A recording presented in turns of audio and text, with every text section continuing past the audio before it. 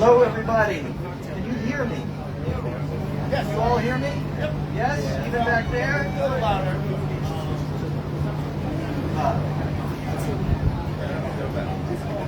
A little more volume. But it was amazing. Oh, it's not that one. Yes. Hi, everybody. Hi.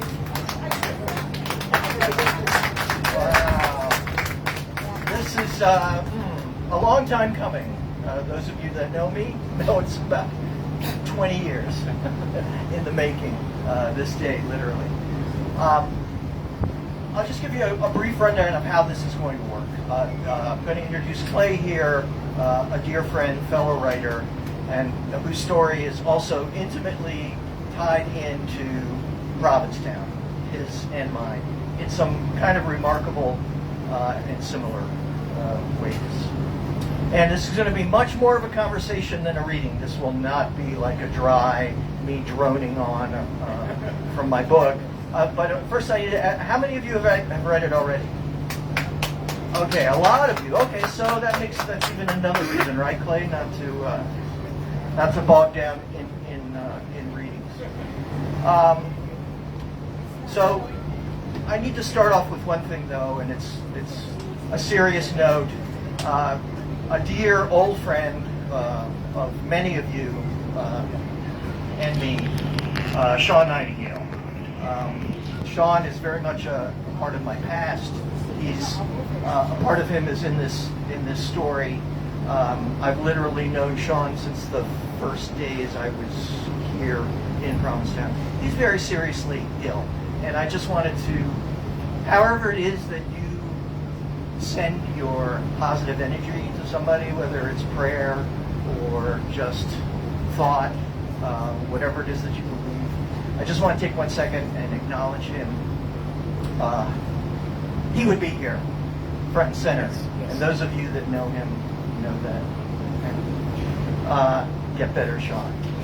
So, I'm going to introduce Clay here very briefly. What we're going to do is we're going to introduce each other very, very briefly. I give you a kind of a sketch of Clay's and my life and interaction together. And then this is going to be much more of a conversation. He and I are going to talk about the ways that Provincetown, in particular, has influenced not just In the Pink, but our lives. So, I won't get into the details of how Clay and I met specifically, but it was here in Provincetown. He'll fill in all of that stuff. Clay is from England. Get that as soon as he says 3 words. He grew up in a town called Weston-super-Mare. Did I pronounce it? Weston-super-Mare, which I know sounds a lot more glamorous than it actually was, right, Clay? No. When he was in his teens, he moved to London to join a band. This is one of the great band names, Spongefinger. Which Clay tells me was sort of the B version of the Pet Shop Boys. The C version of the Pet Shop Boys. Which one do you think of as kind of a ridiculous name in itself? We just are familiar with it. He went on to get an MA in film and television, and started writing comedy scripts, and it was later through the circuit party scene, which is also a big thread that runs through my book. Clay came to meet someone that I also knew, and that person would change his life, and we'll find out how in a few minutes.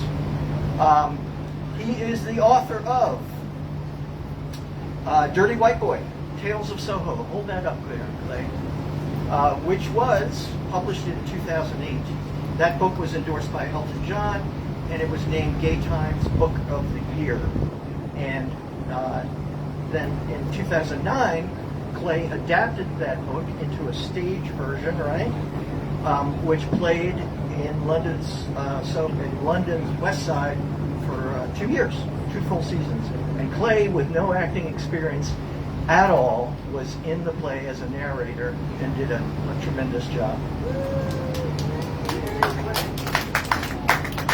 So that's it. That is a real thumbnail sketch of Clay, and And now I'm going to turn it over to him, and then we're going to dive into a little bit of reading and then conversation. And there'll be time for questions and answers afterwards. Hi everybody, nice to be here.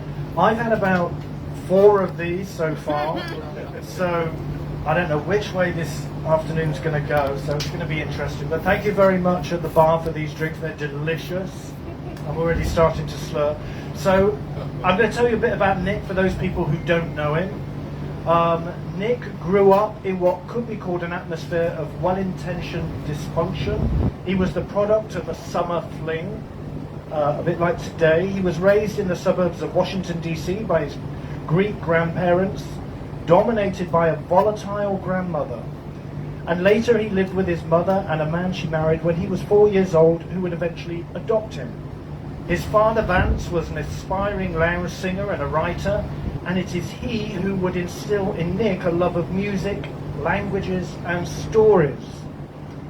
But Vance and his buddies were quick-witted and funny, but they were also alcoholics, which I don't know if you carried on that tradition. I don't think you did. But you do recall several mornings getting ready for school and stepping over their bodies, didn't you? Now, this instability marked Nick's life, so much so that his professional life has not exactly been linear in its trajectory. Now, how's this for a list of jobs? He's been a drummer in a wedding band. He was a wedding band leader, so he obviously got promoted.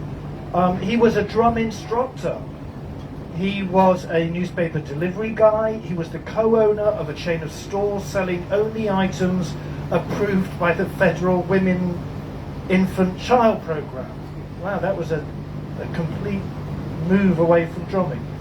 He was a retail sales rep in a gay men's clothing store called Dirty White Boy, and he's wearing one of these t-shirts now. We'll talk about that later. And he was the co-owner of a dog daycare centre. And he's also been a musical instrument catalogue sales rep. Very interesting. Okay, so think you're having a bad day. Imagine this. You are Nick's next client.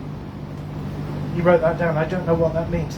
In the summer of 2005, Nick spent a summer here in Provincetown, working in a shop called Dirty White Boy, and we'll be talking about that later. While he was here, he took a creative writing course at Provincetown's Fine Arts Work Centre, and that fall he took a job at the Miami Book Fair. So you can see this, where this is all heading in Nick's life, can't you? He would go on to co-produce a popular Miami-based live storytelling event called Lip Service. He's had stories published in Salon.com and in other literary journals. He was awarded writing residencies, including at the Norman Mailer Foundation here in Provincetown. So all this has led to a Master of Fine Arts program, where you would go on to win the university's first place literary award for non-fiction 2 years in a row. And eventually, after 10 years of trying, he got in the pick, out and published. And this is where we are today. So if any of you are thinking of a career playing drums, this is where it could lead. Right, so we are going to start today. That's a bit about us. We are going to start right back at the beginning of this book, which is actually set in Miami, South Beach. So I just want to set the scene for Miami and South Beach in the 90s. For those of you who were born then, or didn't party then, but I met my husband actually at the time in Miami, and Miami in the 90s, South Beach in the 90s was very glamorous. It was very gay. The main shopping street is called Lincoln Road, and that was full of 90% gay men and celebrities, models, beautiful designer shops. 12th Street Beach was the in beach to go to. It was full of the most gorgeous men you would ever see at the time. Everybody was working on their bodies in those days heavily. There was a lot of steroids, there was a lot of drugs. I remember standing up in 12th Street Beach one day and looking around me, and as far as I could see on either side were the most beautiful men ever, and I thought, this is of its moment, and I'd probably never get to see this again. Till today. Till today, until I've been surrounded with you lot, yes. But it was also a very decadent period. There was a lot of drug taking, although it was like a gay paradise. This was just before combination treatment came out for gay men with HIV. So there were a lot of gay men at the time who thought maybe they've only got 6 months left to live, so they wanted to go out with a bang, and they wanted to go out partying, and who could blame them? So a lot of gay men cashed in their pensions, they sold their houses, partied to death in South Beach. So it was people partying out of excitement and love, but also over loss. So it had two sides to it, this scene. And then combination treatment came around, and a lot of people who'd cashed in their pensions and sold their houses realised they were going to live. And they're like, fuck, now what am I going to do?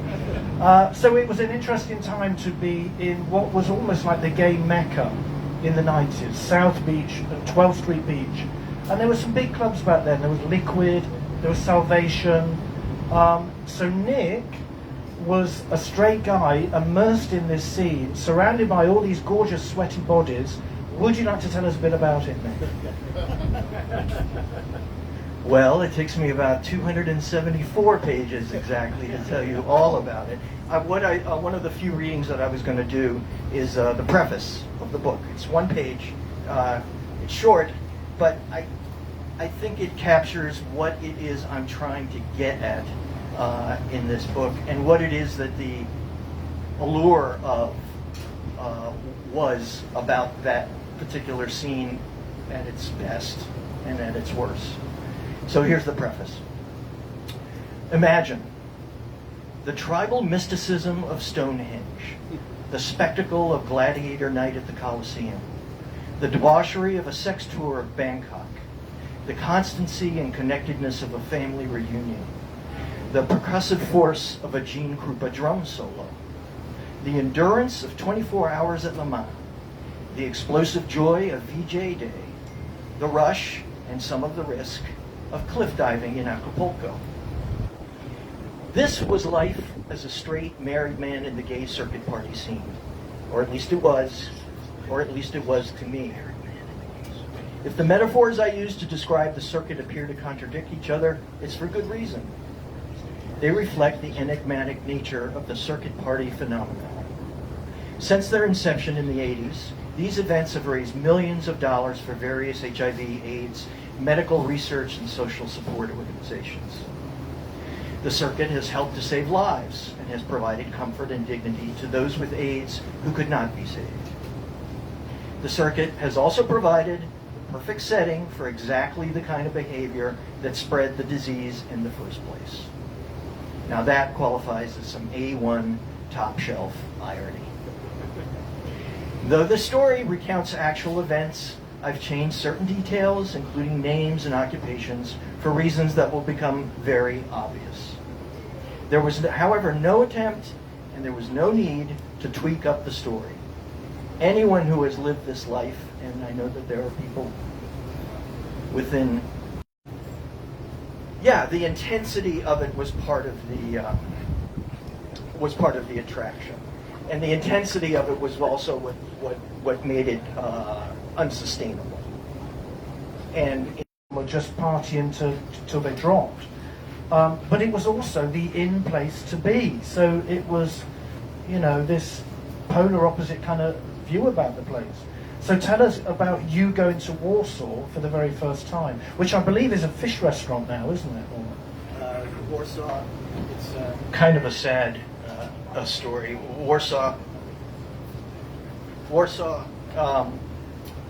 the very first gay dance club that I went to with my former wife.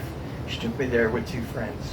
And I describe it in the book. I won't read it here. Many of you have already read it if you've read the book. And if you haven't, I hope I do an adequate job of describing just how intense that was to walk into that place for the very first time.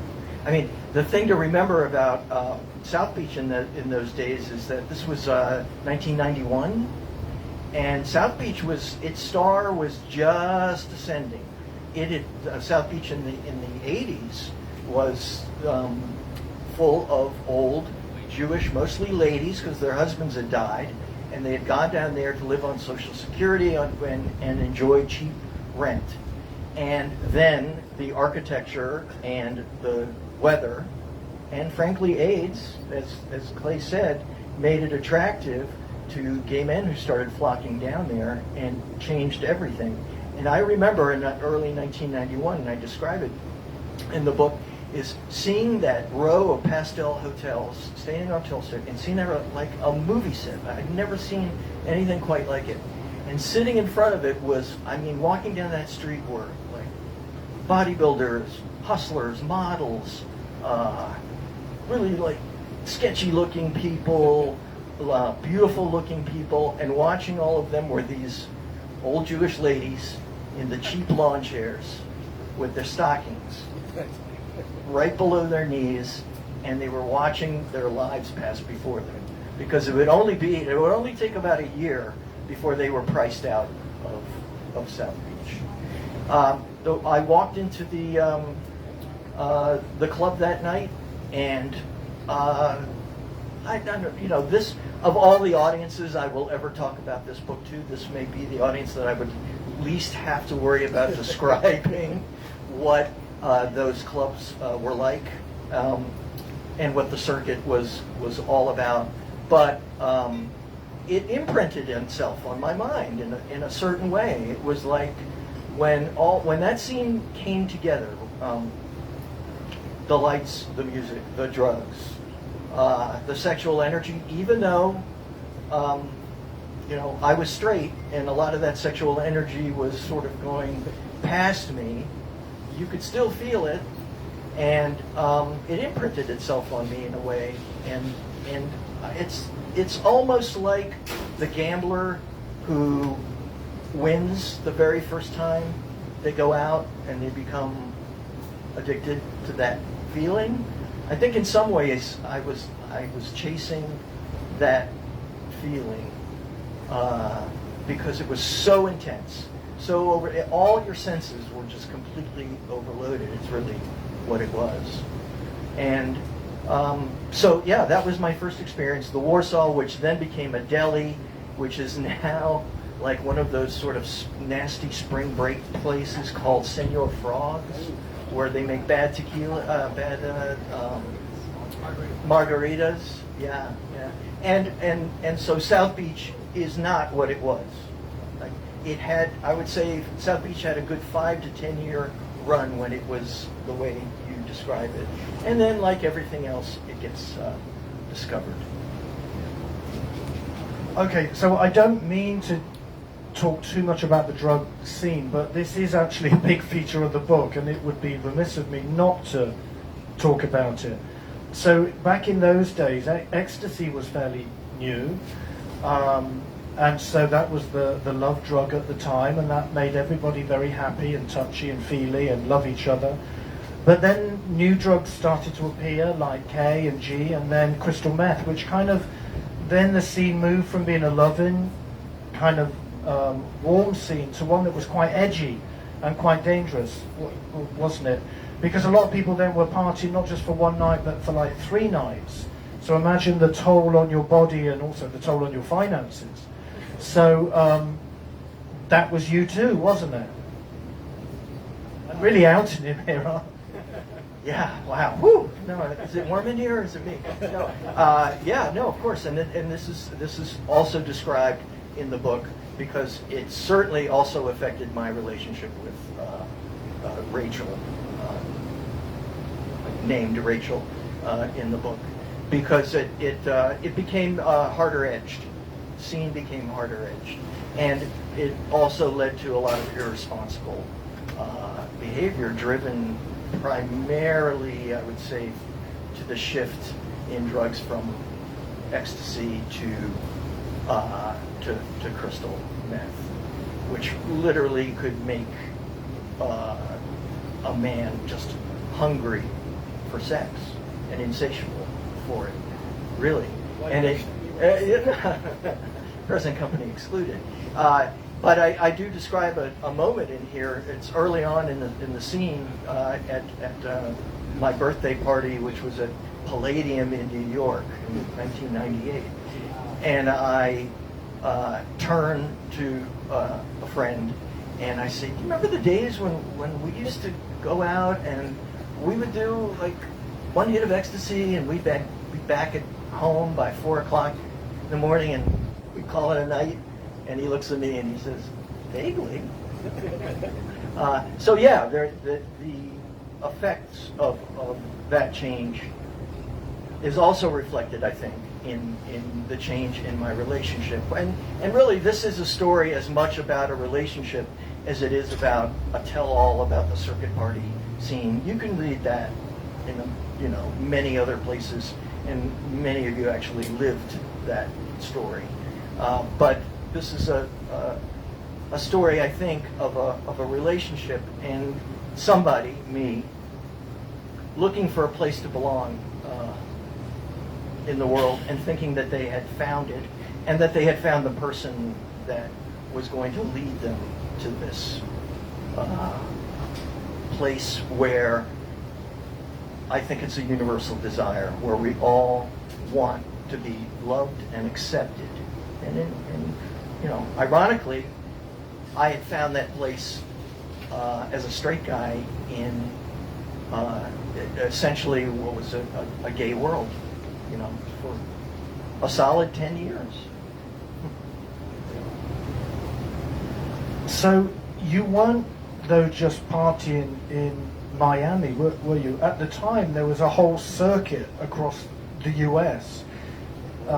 It was almost like a beauty pageant, wasn't it? Gay men would get ready for one circuit event, then, kind of detox, go back to the gym, sunbeds, and then get ready for the next circuit party event. So you were going from like the Miami white party to black and blue in Montreal, black party in New York. You were doing the whole gay circuit scene, weren't you?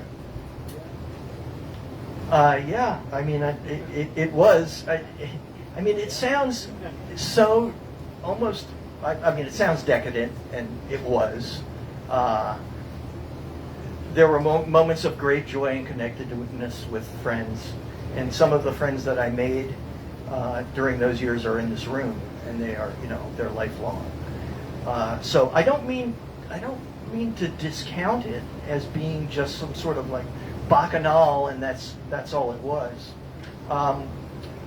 But in a strange way, that scene is not directly actually led me here.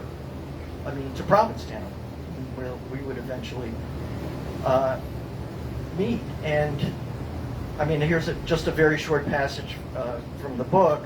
It's in the section where I'm describing, yes, we're going from one of these events to the next, to the next, to the next, and they became our social scene and our social connectedness.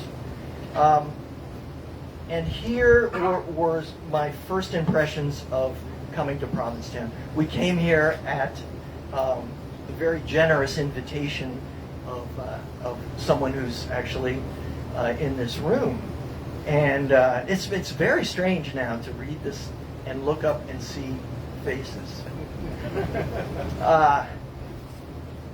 So after I've gone through this laundry list of circuit events, the following summer, and I changed all the names in this story. The following summer, Trevor and Wes invited Rachel and me to their house in Provincetown, a sliver of sand and dunes at the very tip of Cape Cod, for many decades an artist community and also a gay mecca. Immediately, we connected with the place, its natural beauty, the lack of pretense, and the way everyone blended. One night, and I'm bringing back a memory now that many of you will remember, I know. One night, 150 of us went out on a 4th of July disco cruise aboard a whale watch boat.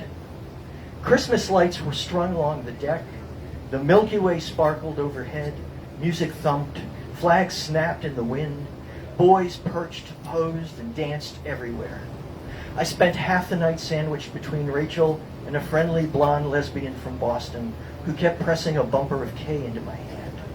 And the other half of the night sitting on deck, watching the sky go from indigo to amber to vermilion. When the sun broke the horizon, the DJ played Here Comes the Sun, and I burst into tears. I don't know how many of you remember, I doubt that this still happens, but they used to take the whale watch boats and repurpose them for the big holidays.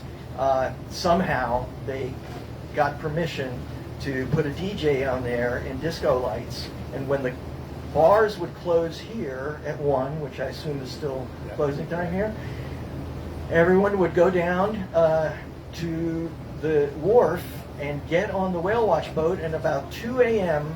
it would head out, and it was the funniest thing, strangest thing. You had to be quiet as church mice leaving the harbor, because they had very, very strict sound ordinances in town. If the DJ had started blasting music in the harbor, or we started carrying on, they would have shut the entire thing down. Coast Guard would have come. So we had to literally sit there like this. Wait. Get out into international waters about 5 miles out.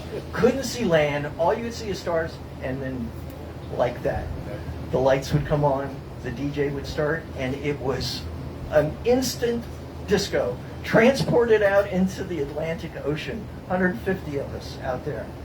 And what always struck me was the thought of, imagine like the aliens are coming to survey life on Earth, and they happen to be going over Provincetown that night, and one of them says, Zircon, we see some unusual activity here, let's get closer. And they come down and they look down on like 150 people just parting their brains out in the middle. What must they have thought of life on Earth? Well, it was pretty fabulous, actually, for a couple hours. And then that boat would come back in the wee hours, 6, 7 o'clock, and then we'd go over to somebody's house so anyway, that was part of the scene, and that was the first way I experienced Provincetown. So I'm going to talk to you now and let you know how Nick and I met in P-Town, and this was 17 years ago. We first met. How it happened, I was in Miami, first of all, on the last night of one of these decadent holidays, and I was lying in bed, and my flight was the next day to London. And I remember lying in bed thinking, shall I go out one more night, or shall I be sensible and get an early night and get the flight home? Well, that seemingly inconsequential decision, if that hadn't happened, I wouldn't be here today. I decided to go out because I had $20 left, I think, and a bumper of K or something. Anyway, I met my future husband that night, and we had one night together, and then we kept in contact, but he lived in P-Town. He had a shop opposite Spiritus called Dirty White Boy. And we stayed in contact, and he invited me over to come and visit him. So I flew to Boston, and then I caught the little Cape Air flight over here. And as you know, it lands in this little, for me, it was like, well, it landed in a field, and then the plane flew off, and I'm sat on my suitcase thinking, where the fuck am I? What have I done? Because he was late, and I just thought, I've been set up. I don't know where I am. I'm in a field somewhere in Massachusetts. Anyway, he eventually turned up and drove me to his apartment, which was right next door to Spiritus, and his shop was across the road. So the first afternoon, he took me in there, and this gentleman was working in there. Now, the town is obviously very gay, and it seemed like it was almost 100% gay, so I just assumed Nick was another gay guy. I mean, he had a Dirty White Boy vest on, muscles, and, serving all these gay men. I just assumed he was gay. Anyway, it turns out he wasn't. And that was 17 years ago, and that's how we got to know each other. Anyway, so I was in a long-term relationship with my partner. We eventually got married at the top of P-Town Monument over there, this was when Massachusetts was the first state to have same-sex marriage. And I remember when, so this was 2005, and the guy who married us, I remember halfway through the service, he said, and my friend Jimmy actually at the bar, he was there at the service at the top of the monument. The guy who married us halfway through the service, he said, "Oh, you two are kind of cute. Do you fancy a three-way after this?" I said, "I haven't even got the ring on my finger." So that was kind of an eye-opener to P-Town. Anyway, eventually, he moved over to London and he bought his shop, Dirty White Boy, with him. And we opened the shop there, right in the middle of Soho. So literally, every article of clothing we took from the store, the nuts and bolts, the shelves, the lighting, transported it all over and opened the shop in Soho. Because we were married, he could move to London under our Civil Partnership Act, but I couldn't move back, I couldn't move here, even though we were married, because we were only recognised as being married in one state. So we had a shop called Dirty White Boy again, right below a rather popular brothel.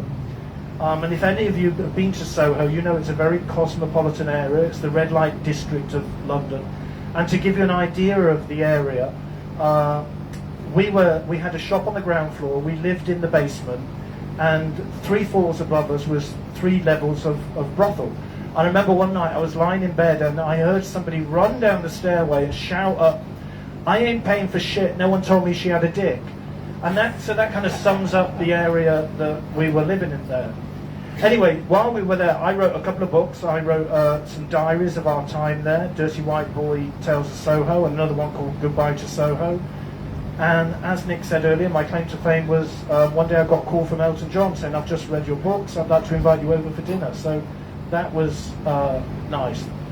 But that's how me and Nick met. We ended up living in the same state. We're living in Florida now, in South Florida. We've both published memoirs or diaries about our lives going back 10 years previously.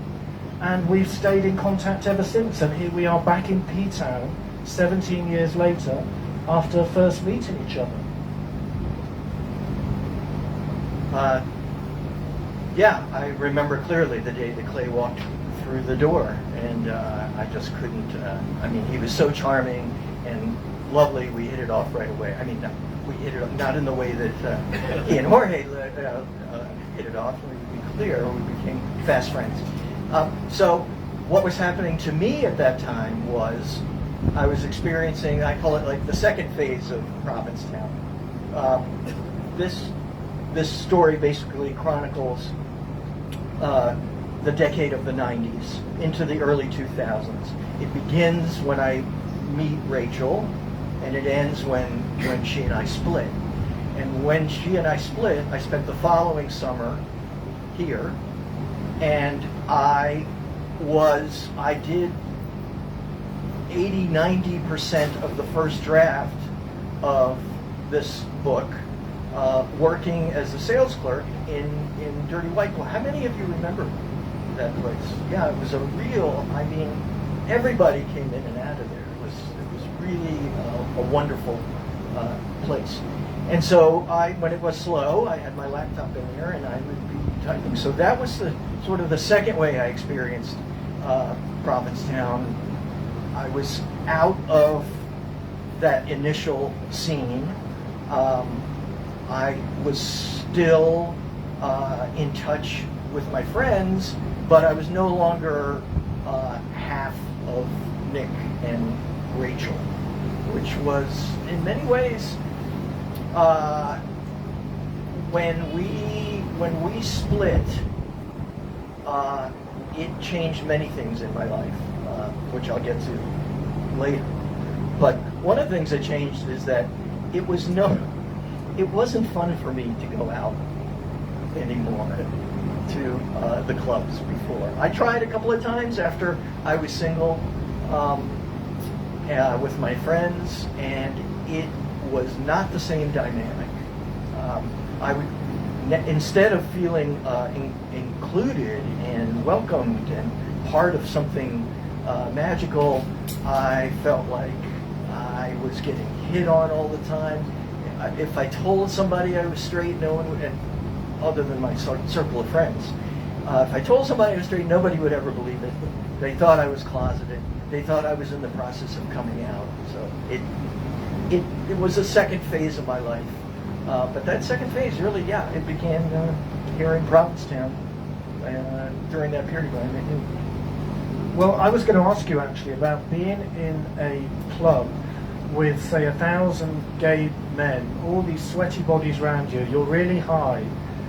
Did kind of what was going through your head, did you ever feel kind of, tempted, or did it cross your mind to have a quick fondle, or what? Only with you, Clay. Well, look, there was a lot of sexual energy. I am, for better or worse, and there have been times in my life when I thought for worse. I'm just 100%. I call it hardwired hetero, and that's why when I hear somebody say that homosexuality or heterosexuality is a choice, I always think bullshit, because there were times in my life when, if I could have been gay, I would have been. I call it genvy. I had gay envy, and I latched on to the fabulousness, the success of many of our friends who were so funny and charming and fun to be with, and successful and ambitious, things that I was not at first, and confident outwardly, things that I was not. And so, did I ever want to have sex with a man? No, but I sure enjoyed, I sure tapped into that sexual energy, which was very much part of that scene. I enjoyed it, and to be honest, I liked the attention. I got a certain kind of attention in a certain way from men that I have not and will never get from women, and that's just the way it is. Is that right? Yeah. And his wife says, damn right. So that was a very good diplomatic answer. Well done. I put you on the spot there. I want to ask you about because you've written memoir, I've written diaries, and I know that when you're writing about real people, especially if they know you're writing about them, I remember at the time because my book started off as a blog, so I remember initially people were flattered to be featured, but once people know you're writing about them, you're kind of a bit constrained about what you can write, especially if they're in your circle. And if you want to write about a character and give a warts and all view of them, it can be quite difficult because you don't want to offend people, but by the same token, you don't want to just big people up when there's another side to their character. And especially when you know your writing is eventually going to be a book, you can be in danger of losing friends, can't you? By giving an honest opinion about the way that you view them or conversations that you've had. So how did you tackle that? How did you feel about it? And have you lost any people along the way? Two parts to that answer, I guess. One is when you're first writing it and you have no real likelihood that the thing will ever be published, you don't really give a shit. So you're just telling your story.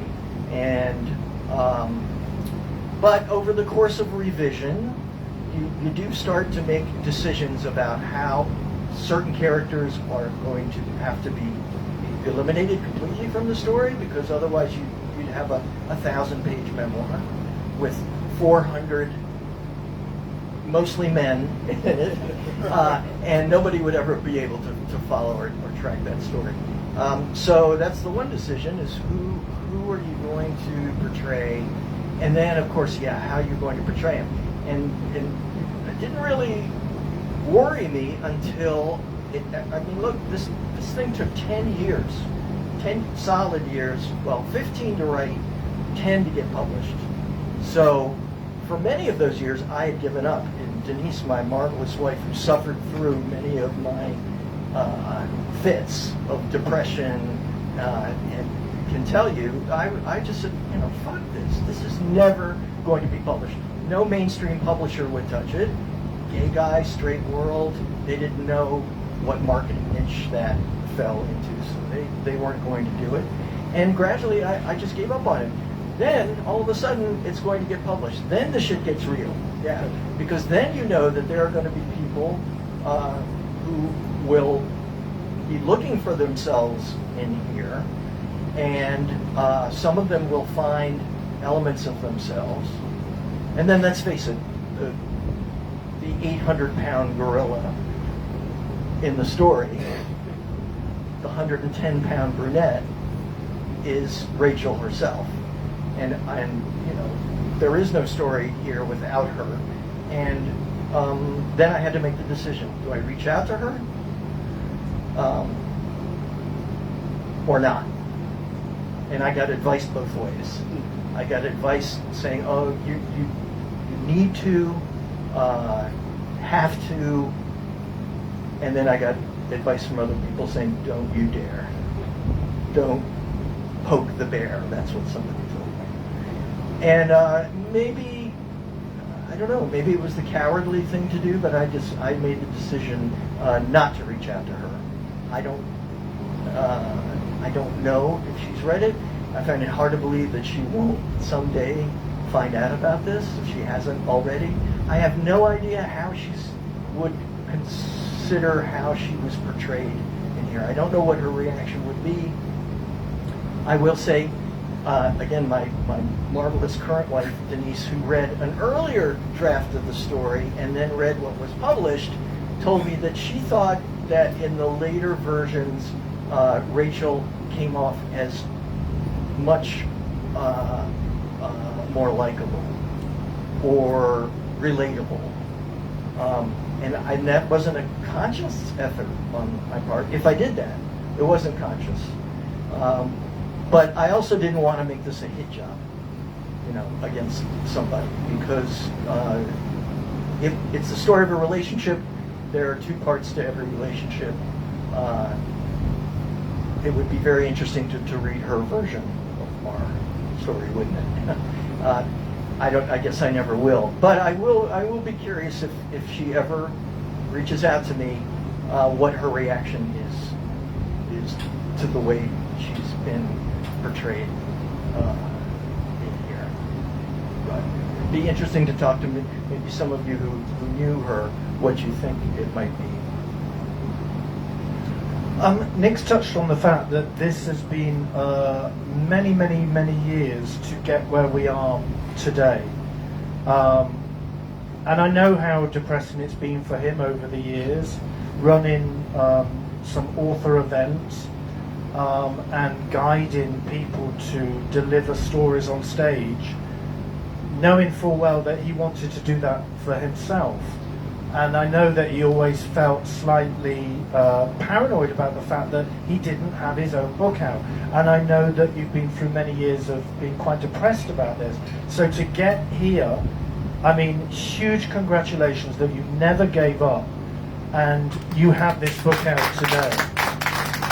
And it just shows you that if you keep on and keep on, eventually you will get there. So do you just want to tell us about this journey that you went on to get this book out? Because I know you wrote another one, didn't you? Because you'd given up on this one, hadn't you? Yeah, a version of this was my MFA thesis, and the director of that program was sure it was going to get published. I mean, he wrote me an email. I remember reading it like it was yesterday. If you can't find an agent to sell this thing fast, let me know and I will. This was a guy that had published 20 books. I was doing my happy dance. And that was up in 2009.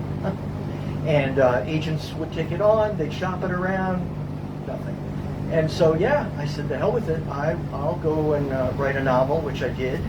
And I was in the process of finding an agent for that project when, out of the blue, a faculty member in the creative writing department where I got my MFA, who had never read a word of it, saw me like posting a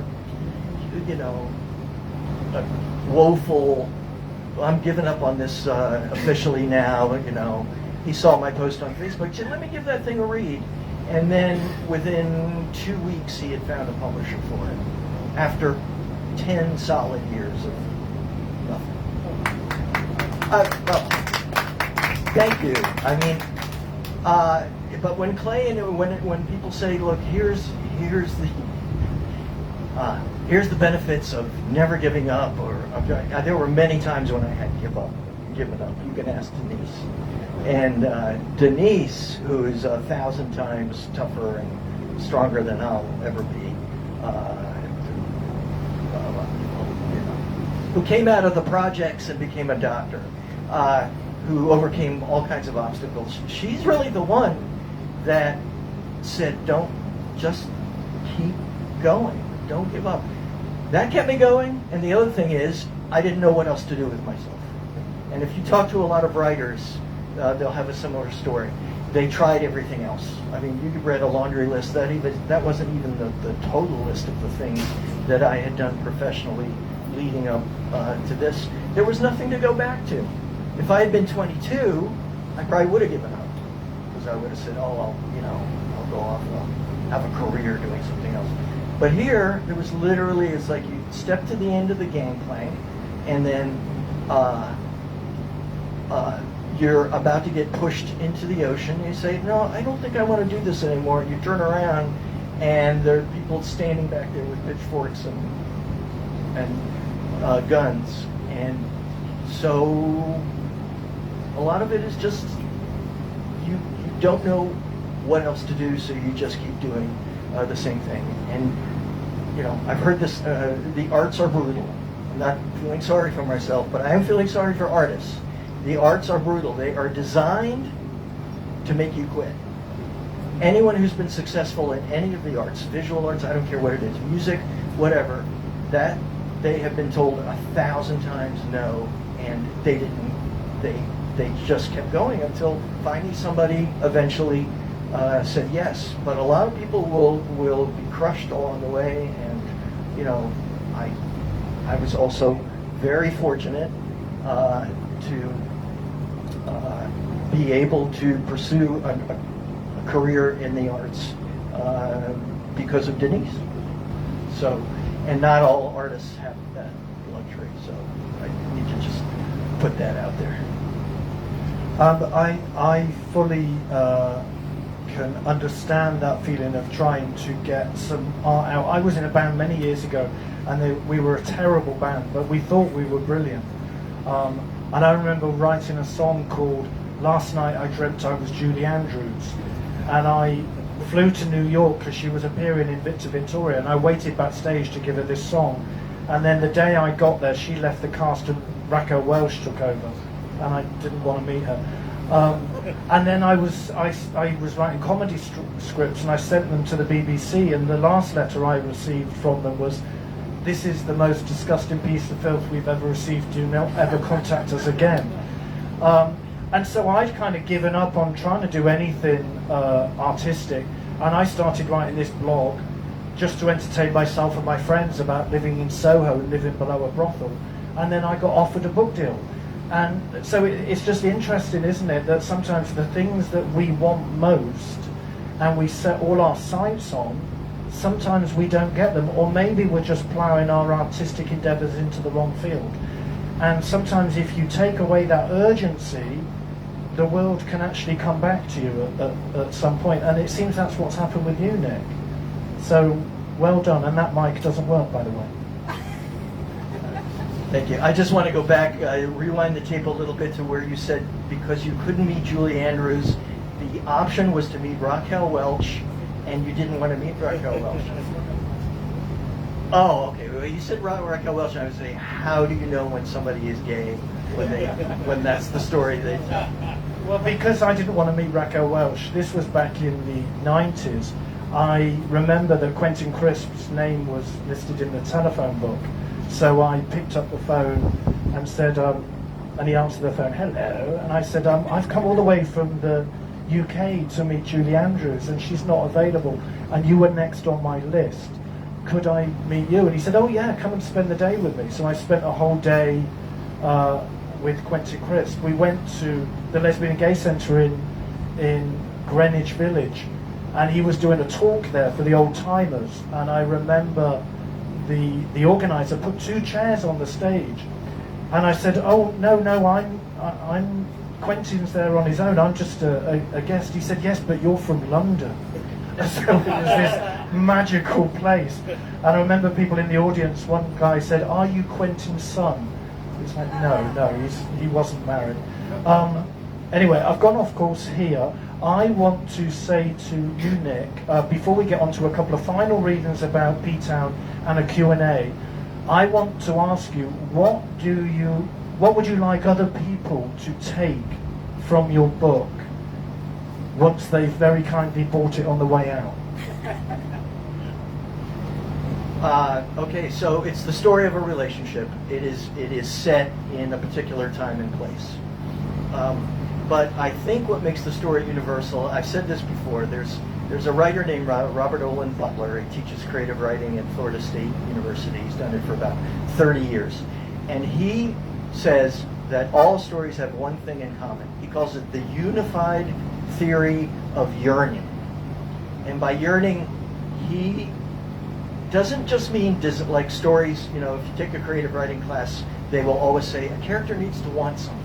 Character has to want, there have to be obstacles in that character for there to be a story. All that's true, but he isn't talking about desires, like desires can be sex, money. He's talking about the higher level yearning, and that yearning, I said it before, is yearning for a place to belong, a place where you feel accepted.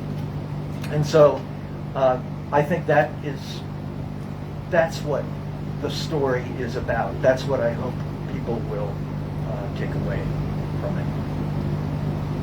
So now, as we're in P-Town, I want to end, before we have a Q&A, with a couple of readings about P-Town. So over to you, Nick.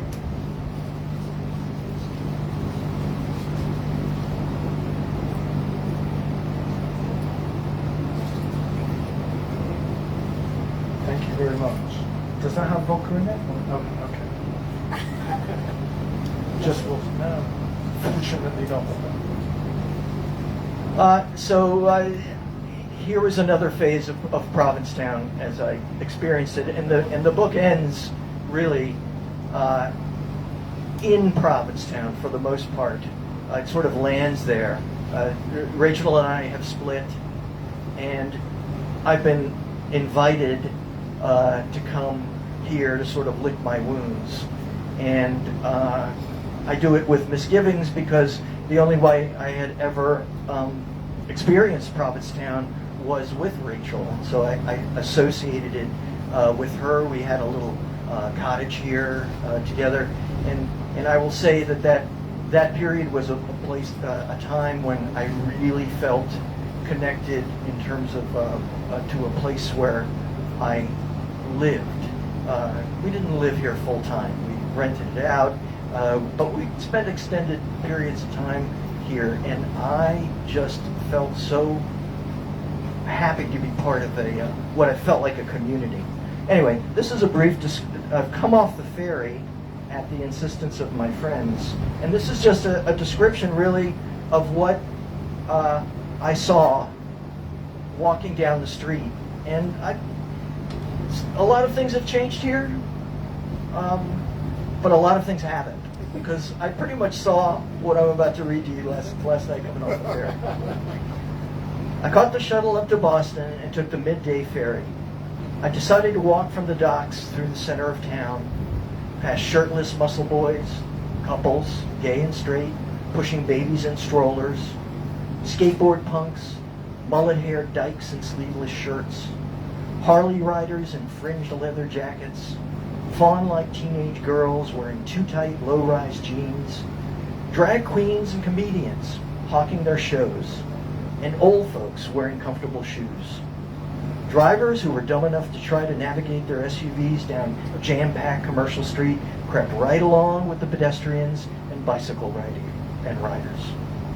And outside of town, Ellie, you remember Ellie, the swinging 72-year-old transsexual wearing her signature denim miniskirt and 4-inch heels, belted out, "Come on, get happy," into a mic attached to a portable karaoke machine she hauled around in a little red wagon. Remember, Ellie? I took one look at her and I said, "Nice gams." There was a friendly, familiar buzz to the town that fit me like a pair of well-worn jeans. And in many ways, it still does. It still does. This place still has a magic to it. I'm happy to report. It's been 10 years since I've been here, but I still feel it.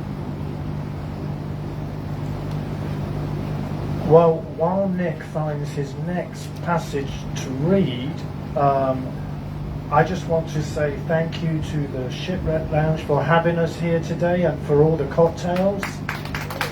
Thank you so much, and for the t-shirts and laying on a great event for us.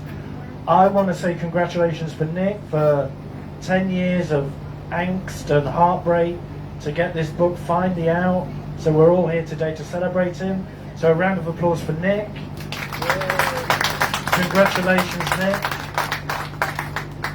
So over to you again. This is literally a dream come true. I had a launch event in Miami, and I said it too. That's a cliche, but in this case, it is absolutely true. And I know he doesn't want the praise and is certainly not looking for it, but this would not have happened if it were not for the tremendous generosity of Rick Pat. It's right over there in that picture. I had not seen at my book launch in Miami, which was back in January. I saw Rick for the first time in probably at least 20 years. And he and I go way back to the early days of what's portrayed in here, and have completely lost touch. And he is the one who suggested doing an event here. And he is the one that made all of these arrangements. I don't know if you've seen the pedicab drivers, those guys. Some of them are in the pink t-shirts that have the QR code on the back. His idea. Amazing. Thank you, Rick. I'm going to skip ahead to the epilogue here. Well, this story did not have an epilogue originally. It ended with mine and Rachel's split and me sort of starting over in Miami. That was 15 years ago. So when it was going to get published, the publisher said, "You need to catch people up on some of these characters, you know?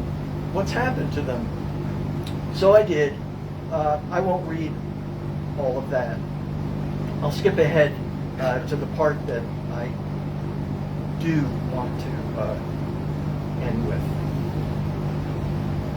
Rachel and I, all along I knew, anyone who read this would be asking, what about Rachel? What happened with Rachel? Did you read, what happened to her? So I knew I had to address it, and so I partly did here at the end. Rachel and I have had barely any contact since that afternoon on the deck of Trevor and Les's house in Provincetown. Soon after our divorce, she sold the house and the business in D.C. and moved to another city in another state. I hope she found what she was looking for. I did, but it sure didn't happen where or when or how I expected. Determined to write this memoir, obsessed is more like it, I sought out the advice and support of the Miami-based writing community, which is considerably larger, more cohesive, and more talented than it is given credit for. Eventually, I would overcome my resistance to going back to school at the age of 50 and entered a graduate program in creative writing, from which I graduated in 2011. That same year, I was invited to read an essay adapted from this memoir at a popular Miami-based live storytelling event. It also happened to be my birthday. That scene begins with a scene in a hot tub on Fire Island. In most of my events that I've done, I usually read that scene. Those of you who have read the book know it well, and those of you who haven't, you will. Let's just say it's over the top. It's kind of where the story turns and goes from joyous to kind of dark, and it involves an epic weekend on Fire Island during morning party with another straight couple that we invited there.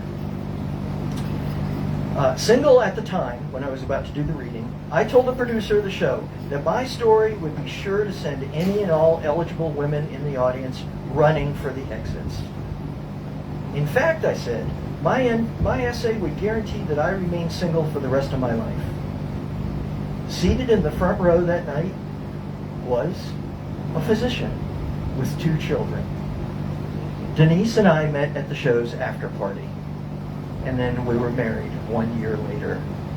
I mean, to me, this is the incredible irony of this story, that not only did it cause me this incredible angst and depression, but in a weird way, it brought me my new life. I literally read that scene, and Denise was in the party, and we had an after party like this at a bar, and we met, and we were married within a year.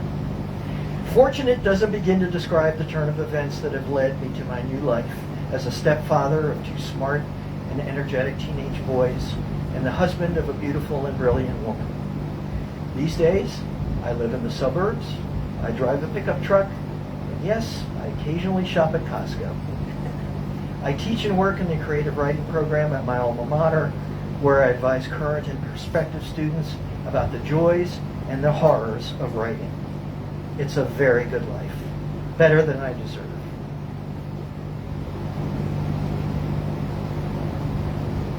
Sorry.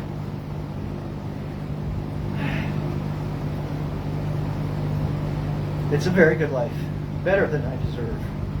The story of my past became the pathway to my future, and for that, I am indeed grateful, and I'm grateful to all of you for being here. I didn't see that coming.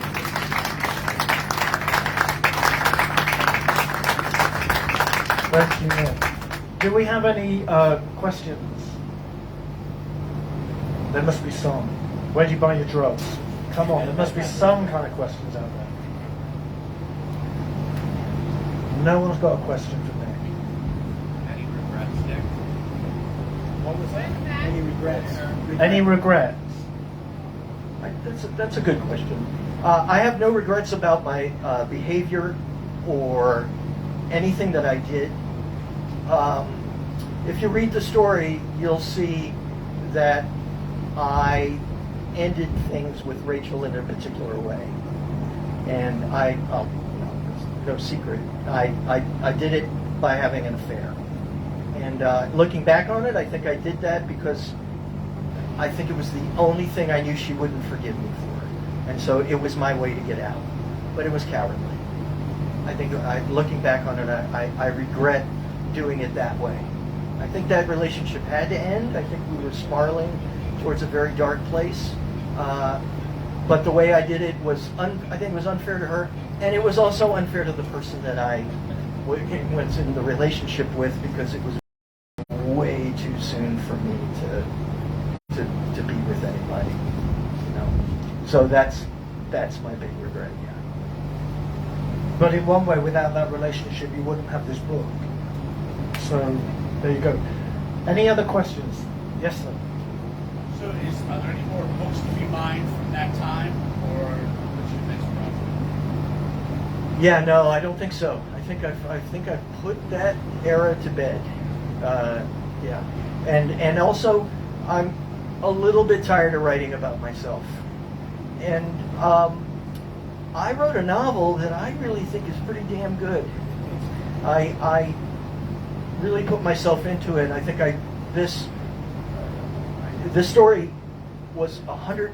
When it was my graduate thesis, it was well over 100,000 words, and now it's 64,000 words. So the process of revising this was one of attrition, omission, cutting it, and I think it's a good, fast, enjoyable read that also carries some emotional weight with it, and I think my novel's better.